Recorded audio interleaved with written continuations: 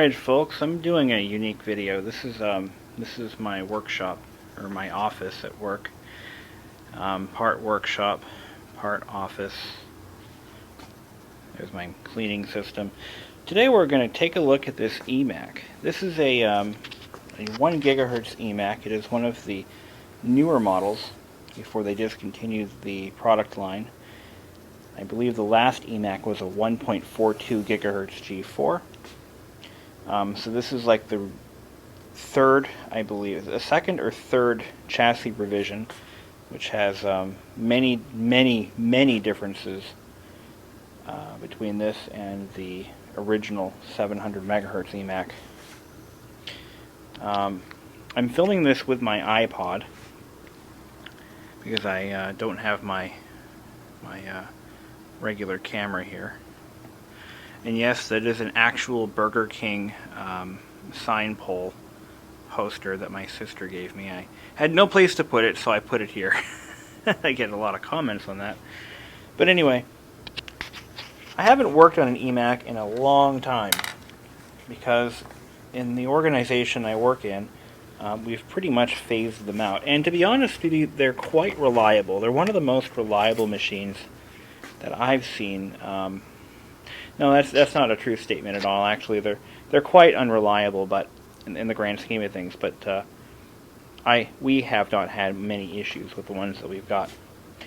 This machine is actually not property of the organization I work for. This is actually my own.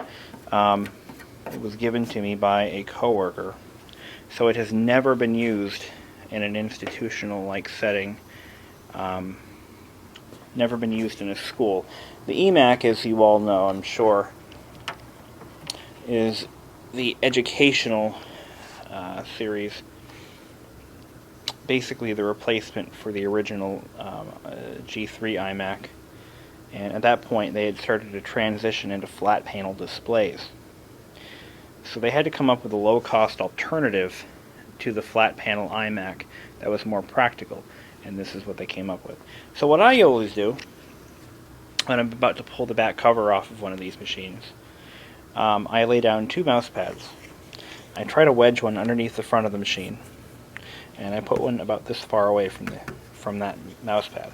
The reason for that is these bezels are very easy to scratch, and this one has no scratches in it, and I want to keep it that way. So we're now going to rotate the machine on its face. It's always a good idea to unplug the machine and leave it unplugged for like an hour or so. Gently drop it down, and that's what it'll look like. You'll notice this machine is quite clean. I've already had this apart, and I've thoroughly cleaned the shell and the components and the fan. It looks brand new inside again, and that's what I wanted to do. So I'm going to grab my screw gun. Right now my shop is kind of a mess. I'm in the middle of about 100 different projects right now. So we're going to put in our Phillips bit. And we're going to grab, what is this? A T15 as well. I'm going to remove, first I'm going to take off all of the Phillips screws. Sorry, this is stupid. Which are on the customer access door. Be about 3 screws.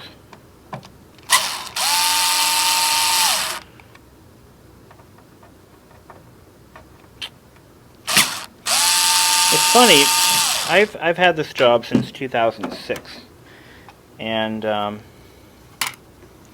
I first started working here, we had purchased the last of the eMacs, which were 1.42s, and I think we bought like 10 or 11 of them at the time. We got a really good deal on them. They were being discontinued, and Apple was basically trying to clean them out of the inventory. And to this day,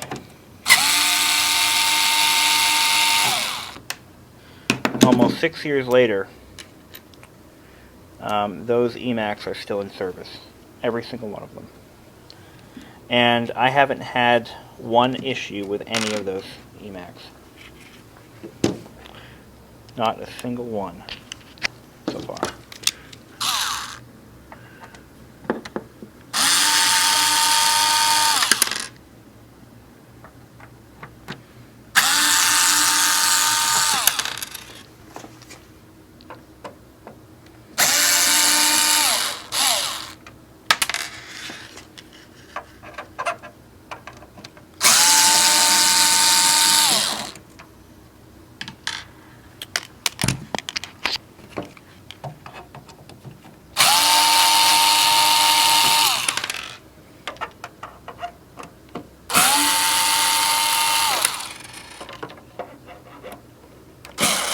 know, what's interesting about this machine is for a low-cost version of the iMac, which at that point the iMac was an LCD equipped model, and actually this one spanned, I believe, 2 different revisions of the iMac. The first LCD, which was the Luxo lamp model, and it also overlapped the production of the modern flat panel iMac that looks kind of like that one over there.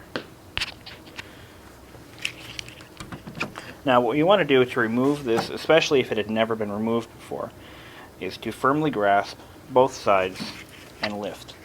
But don't lift high, just basically disengage it from the, I'll try to put this against the, just like this, just a little bit like that. The next thing you want to do is locate the power switch cable, which is on the other side of this power button. And on this model, the cable is a little bit longer than the older version, but you can see it right there. And you want to gently unplug it from behind the power button. Be very careful because it's easy to damage the power button.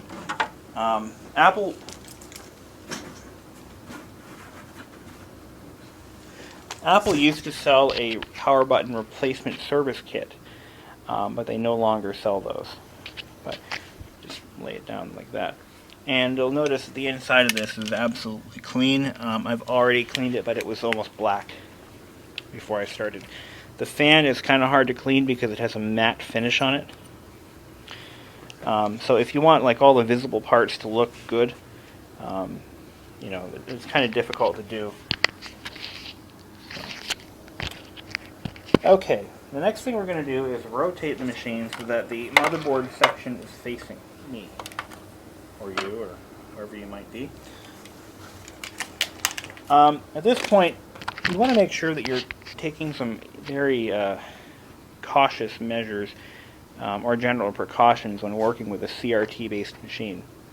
If you've never worked with a machine that is a CRT-equipped system, or a monitor, or an all-in-one like this, this is your high voltage aperture. That contains enough voltage in some cases to kill you if the analog board is malfunctioning. Currently, this should be completely discharged. It has a built-in feature to do so. Unfortunately, in some cases, or on older systems, that doesn't always work, and you can wind up realistically dead at the root of the system. Now, you'll notice, I want to quickly show you the design of this system, and you'll quickly see why it's one of my favorites. This is a totally different chassis from the 700. There's nothing on this machine that will fit a 700 megahertz model or vice versa. Don't even try. The only thing that may fit is the optical drive, the hard drive, and that's about it. I even believe the CRT is different. But if you look at it, it's really high-tech looking. I mean, whoever designed this machine put a lot of thought into it. And they did cut a few corners. This is plastic, for instance, and this is a support for the motherboard when it's outside of the box. But the front piece of the machine is solid steel, stamped, and there's like an aluminum backbone that runs up the center of the machine. But the way everything is nestled together, it's absolutely beautiful. I mean, look at the cooling fan that was custom designed for this. You know, it's absolutely brilliant. Unfortunately, if the fan ever fails, well, yeah, good luck finding one, because Apple again no longer sells parts for these. Just behind the fan, you'll see the heat piping and the built-in radiator for the processor. The hard drive is just underneath this cover, so we're going to go ahead and pop that off. I'm going to just remove some screws here. I don't want to run this video too long. I also want to try to cram as much info in as I can.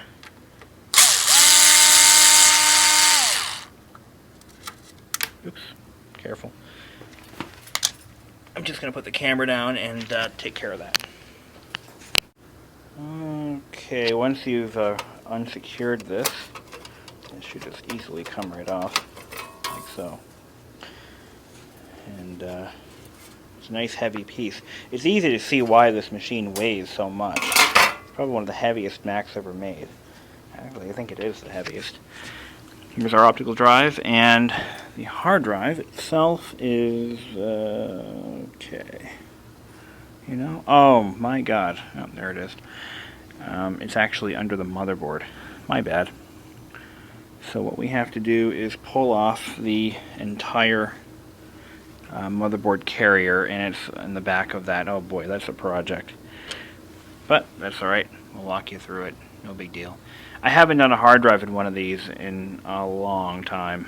I think I had one fail 5 years ago, and it was a 700 megahertz model, which is a totally different animal. But this one, you have to remove basically all of the screws surrounding the motherboard case, and you have to remove, I believe, the fan bracket, at least part of it anyway. And yeah, it's a project, so let's go do that. Alright, we've swung away the fan bracket so that we can now access all the screws around here.